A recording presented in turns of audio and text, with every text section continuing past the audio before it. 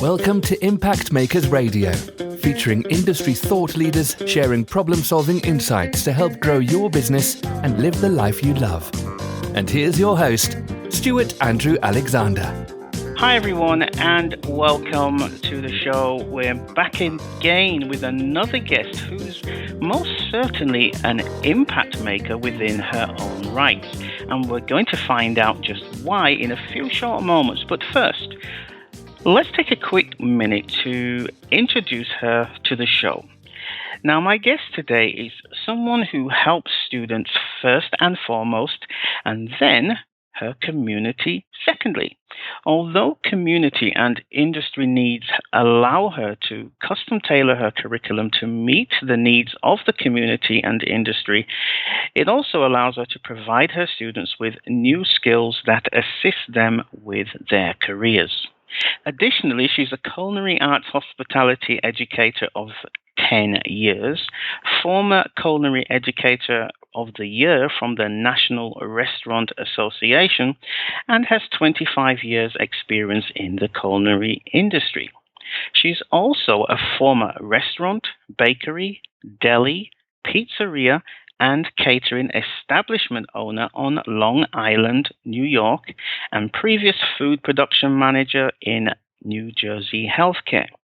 And she's here today, ladies and gentlemen, to talk to us about some of the problems, some of the obstacles, some of the misconceptions, the pitfalls, and fears surrounding the individuals she has a true passion around helping the most.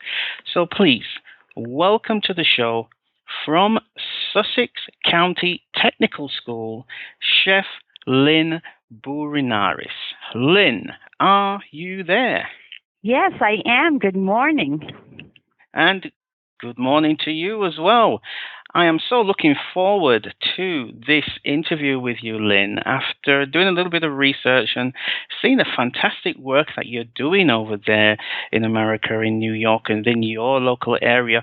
I'm sure this is going to be an interview that's going to offer a lot of great information for our listeners. So are you ready to get started? Shall we ramp things up? Absolutely.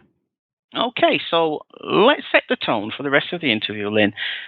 Can you just briefly describe in your own words, who is your perfect prospect, or who is it that you have this passion around to help? Well, I would say it's our youth. We're a high school, so we have age 14 through 18-year-olds.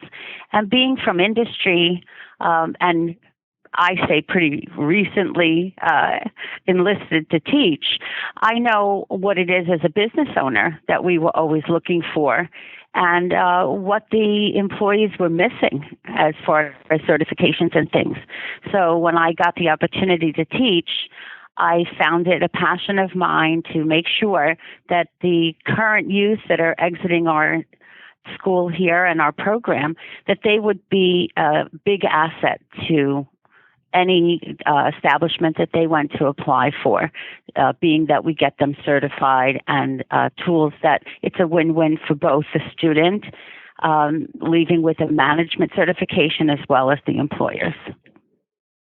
Great. So let me just see if I understand you correctly. So the people you help the most is twofold, right? You work with youth and you prepare them for the workplace, but you also work with businesses who are looking to hire these young people who are coming out of your institute. Have I got that correct? Yes, that's correct. So we have a lot of we're in a resort community up in Northwest New Jersey, very big ski resort area.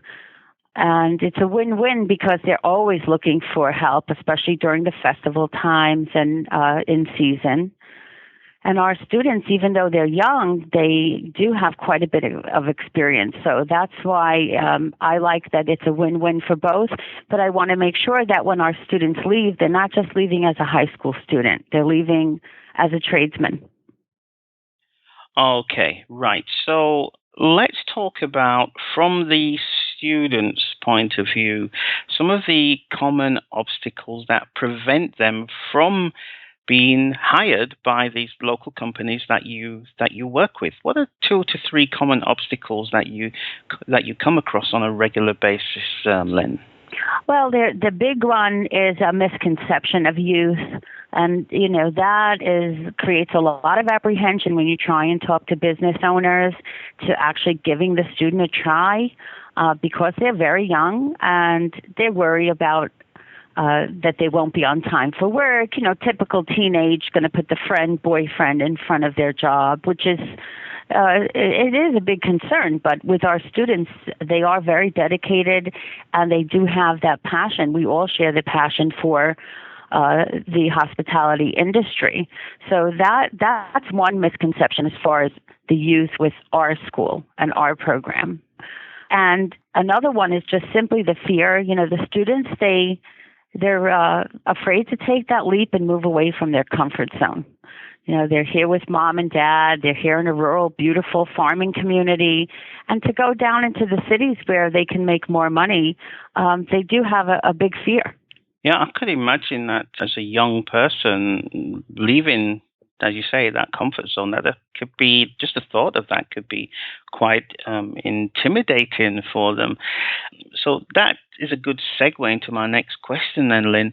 In terms of the young people that you work with, what are a couple of popular misconceptions they may have about working in the hospitality industry and about being employed or even going to an interview? What are some of the misconceptions that actually prevent them from achieving that outcome? Well, I would say one of them would be that our students, they think they're on the bottom of the ladder just due to their age. And the truth of that is that they do leave our school certified in ServSafe Management program, and they do have over 450 actual hours of work experience. We have a restaurant here on campus, as well as we do catering, and that's on a weekly basis or a daily basis when it's as far as our restaurant goes. So the kids are really more experienced than a lot of people that are in the kitchens. So that's a big misconception. Are there any others, Lynn? Any other misconceptions that could prevent them from taking that step towards stepping out into the workplace, just giving themselves that chance because they've spent all this time and all this energy into getting the certification, but I just really want to crush any kind of things which they may have bought into that they see as reality, but at the end of the day, it's simply not true. Are there any other things that you can expand on for us, please, Lynn? Sure. Well, there's a lot as far as how businesses perceive this generation, and a lot of it is that the generation has a lack in sense of urgency and work ethics, because most of teenagers do, especially the ones that it's full of technology these days. Everything's at their fingertips, and it's very difficult. So they do get labeled, and it throws a wrench into the mix for the youth that are leaving. So we do teach them to have a strong work ethic. If they were a place of business, we tell them to make believe it's their own restaurant. Actually, they do have a schedule where they're owner for the day. They have to reconcile bills and look at their employees if they're using cell phones and things like that. So we do train them. And again, all of our instructors here were business owners. So we know exactly what's going to trip them up and what our owners are looking for out there. So that is a big misconception. If you look at regular high schools versus our vocational school, they leave here work ready. It's not that they're leaving and they're that, no sense of urgency and that they don't have the experience our kids have. So could you name just some of the things that you do within your school that gives them this hands-on work experience that justifies what you're saying, that they're different from other school leavers who are leaving school without these hands-on skills? Could you just share a little bit about what you actually do within the school to do that? Absolutely. Well, our school as a whole has 22 vocational programs. I'm just in one of them, but I'll speak, of course, about mine. So we're in the culinary hospitality component, and we have 3 shops. So we have the front of the house, which is my shop. I teach hospitality management, also customer service, and just serving and fast food, grilling, things like that. They also go into the bakery because we rotate every 60 days. So the students move from my room to the bake shop. We have a full commercial bake shop. So they're learning to do all the pastries, breads. They do wedding cakes, and they've actually won 3 years in a row state competition for the wedding cake design. And then they move into the back kitchen where they do meat fabrication, soup, stock, sauces. But we have the latest technologies here. I have point of sale, touchscreen cash registers, as well as property management software that trains them for hotel guest check-in. We do have the restaurants, so they are cashing out customers. They do menu development as well as resume development. We have partnerships with local businesses in the community where once a year they'll come in and do mock interviews. That's called Partnership Day, and they'll come in and interview the kids and give them feedback, positive and negative. So the kids really do get a good grasp in 4 years that we have them in our program, and they leave here, and by the time they're seniors, they're running that restaurant. So, Lynn, when you look at the kids who leave your institute and you know they're fit and they're ready and they're able to enter into the workplace and add value to the workplace, what is your biggest frustration when you speak with business owners within your local community and you let them know, hey, come on, we've got these great kids that have spent all this time and all this energy, all this effort to get themselves certified. What's your biggest frustration? What do you think, what's the general feedback you're getting from local business owners? Well, a lot of local business owners, I do have a partnership with one of the largest resorts, and they're fantastic to our students. But we do get a lot of new kitchens opening, new restaurateurs, new catering establishments that will call. And because they're young kids, they just assume that these kids are going to work for free. And they say, we're going to use them as an externship or an internship, but we're just giving them the experience. Well, if you want to do stage, you do stages along with your education. That's usually in college. That's not in high school where these kids need to get money to go to college, especially when they have all this experience they bring to the kitchen, that all you have to do is tell them what the menu is, and they're off and running and doing all the work that they need to do to fabricate your meal. So it's frustrating to me. I'd like to see more of them offering the kids a living wage. So what's the alternative for a local business owner if he's not taking on these highly qualified students of yours? Where are they getting their skilled workers from? Well, a lot of them have a very high turnover rate. So that is going to be, unless they can nip that in the bud and decide that they're going to pay the student, because the ones we have partnerships with, they actually custom tailor their shift so they can go to college and then go to work. And they have kept them on for years. So the ones that I have, about 20 kids working still, and they have been there for 4 years. So, that's very good. So in terms of cost saving, because that's one of the biggest things for every business owner out there, what would you say to any business owner that's listening to this show right now? What would you say is their biggest advantage in hiring one of your students over somebody who is unskilled? They're paying them less, but they're unskilled. Why would they even want to choose one of your students instead? Oh, well, I would say for the ones that we have on our CIE program, which is our work study program, that's a wonderful win-win for both student and business owner, where it doesn't matter the field. If they have a local vocational school in their area, they can call up, and the seniors, instead, in lieu of going to their shop program for the afternoon, they would sign out of school and go work, and the business owner gives them their grade, and they also pay a minimum wage. So that's a way to introduce the student to the business owner and have the business owner try the student out. And still the student's making some money, but it's in exchange for the grade. And then once the student graduates from high school, of course, they're hoping that that business owner is going to take them on full time and give them, a decent wage. But it's a win-win because they each get to try each other out. Okay, but could taking on an unskilled worker who you pay less turn out to be more expensive than actually taking on somebody who's more skilled? Oh, well, not in the case of the CIE program, because our school and most schools will pay the insurance for that student that's coming to work for you.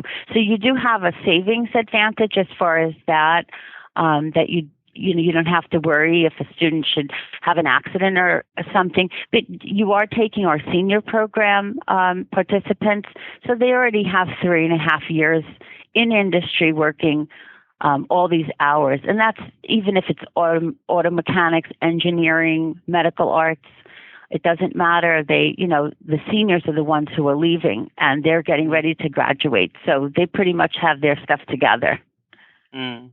I mean, I'm not from the culinary hospitality industry, but I can just imagine if I have person A who's unskilled is somebody I've taken from the street or has been recommended to me by a friend, a young person come into my restaurant, and I have someone who's done their time in your institute, mm-hmm. that even though I may have to, even on face value, I may have to pay somebody from your institute more money, it would actually save me more money in the long run, because the unskilled person, I would have to spend more time training them, telling them things, correcting mistakes that they would make that someone from your institute wouldn't make because they've had the training. Is that absolutely? Am I right? Yeah. I want to shine the light on that, because if business owners listening, could you just expand a little bit on that for us, please, then, Lynn? Absolutely. So when our students leave, every single one of them, because of the way our facility is set up,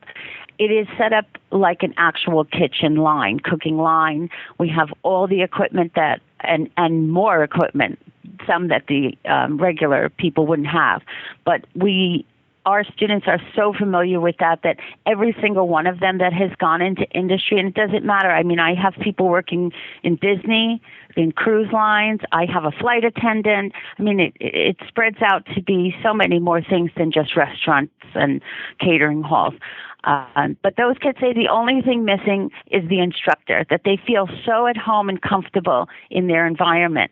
And that means that we did a good job here to acclimate them. And that's a win situation for the business owner, because if the student feels right at home, then they're going to have less mistakes. I mean, then it's just about learning that company's menu and where they keep their stuff, because the kid already knows what to do. Perfect. Now, I just want to take the focus back to the young people that you work with, because we've just spent a good 5-10 minutes addressing the issues of the business owners. Let's talk a little bit about the kids. When you think about them, Lynn, let's just talk about some additional pitfalls that they should be aware of, that once they leave your school, once they're trying to get employment, what are some of the pitfalls that they should be mindful of, they should be careful of, things that they should really, really know? Can you just share some of those, please? Absolutely. A lot of it is the actual time that they're going to be on their feet in our industry. Not have breaks, sit down for lunch, have a social situation with family, because holidays we're working. That's something that they can't get that experience in full here because we're a school. We're not open 24 hours a day for them to get that full experience. That's one. But another one that breaks my heart is that most of these kids want to move on and go to a professional culinary institution, which costs about $45,000 to $50,000 a year for them to go. And it's very sad when they graduate and come out, they're getting paid minimum wage or a little bit more. And that compared to the cost of tuition is outrageous. Wow. $50,000. What do they do? What's the solution to that, Lynn?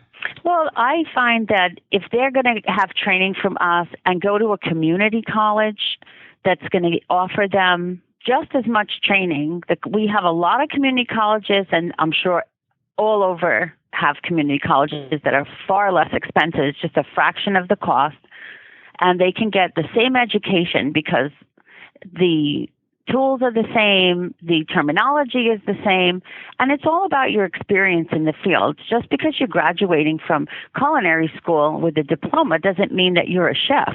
You still have miles to go. Okay, earlier on you spoke about some of the fears that can prevent them from stepping out there into the world and trying to get the employment that they dream about. But I just want to focus the spotlight on that right now, because I'm sure there are many, many more of these fears that hold them back. Can you just expand a little bit on that for us, Lynn, so that any of your students listening to this know that, it's maybe not such a bad thing that I have this fear, and how they can live with it, how they can cope with it, and how they can turn that around to actually be an advantage for them? Absolutely. A large fear that they do have is the actual interview process that they have to go through. So that's why and I would say to anyone listening, get yourself a portfolio put together, have some photos of your work that you've done, and be prepared when you go in for that interview, and do research about the company you're going to see so that you can ask questions of them as well, and you'll be more comfortable, especially when you can show all the achievements that you've done. Like our kids go with their certifications and photos of work and food they've created, as well as menus. So once they get that positive feedback from the person interviewing them, they do have that sense of confidence and they relax. But another common fear that they have is just making mistakes in general. They worry when they go into a business, if they make a mistake, they're going to feel embarrassed or humiliated. And we do work on that all through the 4 years here. I mean, this is why they're here. They are here to make mistakes. And we're not computers. This is, human error happens all the time to everyone. So what do the business owners that you speak with, what do they say about young people coming into their organizations and the mistakes they make in general? What's their attitude towards that when they speak with you about some of these fears?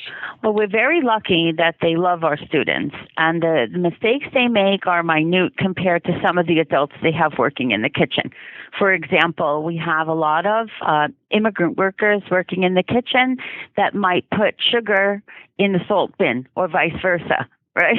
So that happens all the time. That can be devastating when you're preparing food. But our students, if it's a broken glass or, it's very small things that they're making mistakes. So we're very lucky that they are very happy with our students. I just still want to stick with this point of fears, but let's switch it over to the business owners. When you speak with them, Lynn, what are some of their biggest fears and concerns about working with young people? I know you touched on some of them earlier on, but there must be some more out there. So let's address some of those from the business owner's perspective. Well, the business owners, they're always going to think that a young person is not dependable or reliable because they're going to get a phone call from a boyfriend or girlfriend, or there's a party tonight. And most normal kids are going to take the party route and call out sick. They don't have a family to take care of, so they don't care. And we're very tough with these kids. And you can imagine, we have these kids for a 90-minute block, 5 days a week for 4 years. So wow. We are very, very strict with them.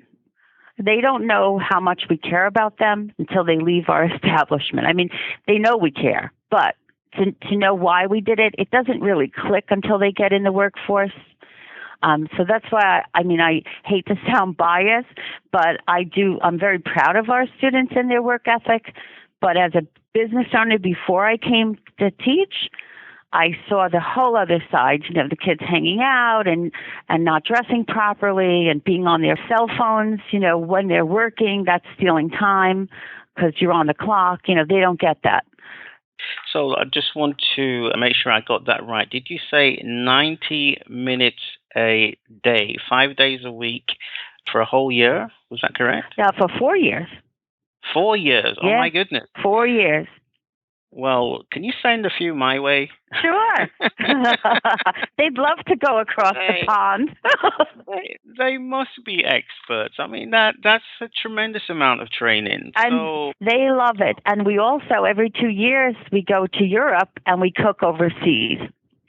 Well, I sure hope, Lynn, that any business owner that is listening to this and has any doubt whatsoever about even just getting in contact with you, based on what you just shared there, that is a catalyst for them to pick up the phone and say, hey, let's have a chat about some of these young people that you're doing this tremendous work with.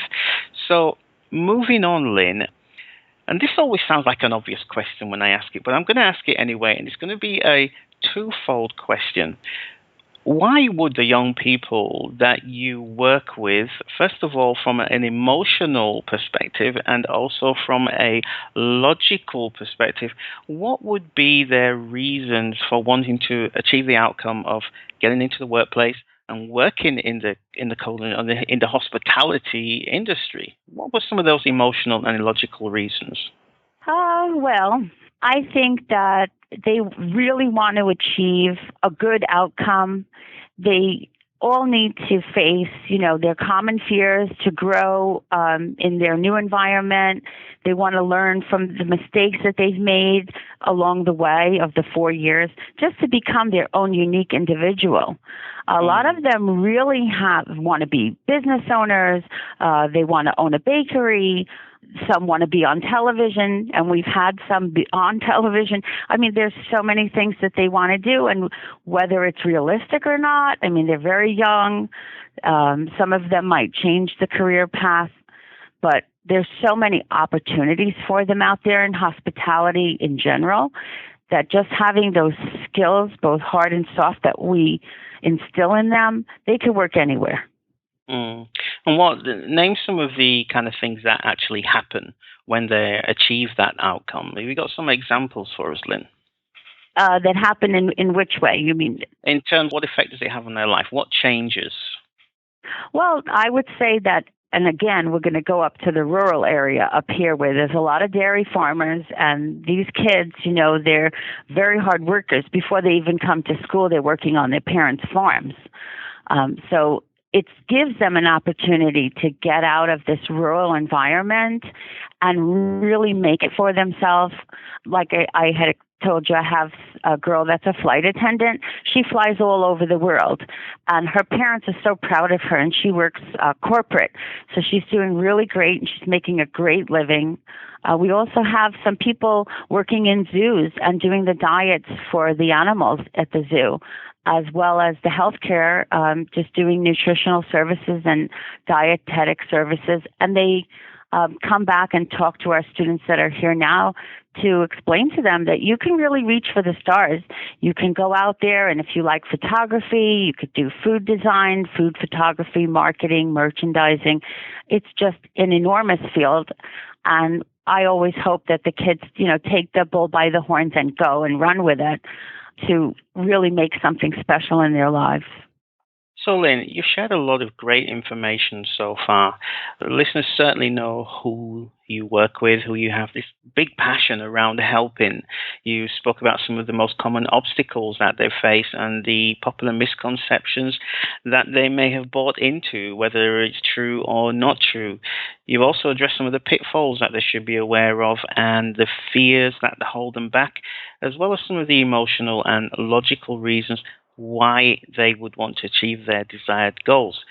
So now that we know all of that, Lynn, let's talk a little bit about your solution. I mean, you've mentioned the school already, but let's just go into it a little bit of detail. Let's keep it brief, however. What is it exactly? Does it have a name? Does it have a brand? And what made you come up with the idea? What inspired you to help these kinds of people, these young people that you work with today? Oh, well, my inspiration comes, like I said, explained before, as a previous business owner, and knowing who would come and apply for jobs for me, and just all the different scenarios I faced with them. Who's calling out tonight? Who's faking sick? It's just a never-ending cycle. And in my own community of business owners, it was just everywhere you went had the same thing, where if you hired an elderly person or a retired person, you had someone who took a lot of pride in their work. They never were late, very dependable. So that's something I wanted to give and instill in my students. So my solution was to give them enough training and on-the-job interview skills, as well as, to establish as many partnerships as I could with different resorts, restaurants, and cruise lines, hotels, all, locally as well as across the country where the student's going to go on to college, to help the student become acclimated to the workforce and have the updated skills as well as the certifications that they needed. And that makes them employable and a great choice for our business partners, which in turn means success for our students. And the certifications that they leave with save our resort owners and restaurateurs $800 per student, per employee, that they don't have to send them for that certification. Okay, fantastic. Lynn, it sounds like you are doing some really good work over there. It's highly commendable that you're dedicating your life to helping these young people and helping, in turn, helping your local community. It's great work, and I'm going to do everything that I can to help and support you by getting this message out through this interview. If there are any individuals, young people, who are listening to this, or even local business owners that are listening to this show, and they're thinking, I need to get to know a little bit more about Lynn and what she's doing and the work she's doing over there. I need to know how that could benefit my business, or from a young person's perspective, I need to know more about this school. It sounds just like something that could help me. If that's the case, then, Lynn, what's the best way for those people to get in touch with you? The best way would definitely be via email. My email address is lbourinaris@sussex.tech.nj.us. Okay, I will ensure that those contact details go alongside your show notes. Do you have any other contact details, Lynn? They could call me at work. And do you want the telephone number? Yes, please. Thank you. It's area code 973-383-6700, and I am at extension 207. And what would be the times to call that number? Because it's a school, so I guess there are opening and closing times. Yes, from 7 a.m. Eastern Standard Time until 2 p.m. Okay, guys, so we know Lynn is, she's one of those hot girls, so no calling her after 2 p.m., right? No private call. This is strictly business. Okay. Lynn, forgive me. I love to have fun. If you don't have fun in your work, then what's the point? Okay? Absolutely. Lynn, it's been amazing. We've come to the end of the show, unfortunately. So before we say our goodbyes, do you have any final thoughts for anybody who's listening to this show out there? Well, I'm going to say that the final thought is just reach for the stars and follow your heart and your passion, and you can just do amazing things in life. Thank you for tuning in to Impact Makers Radio. To listen to all past, present and future industry thought leaders and trendsetters, visit us at impactmakersradio.com.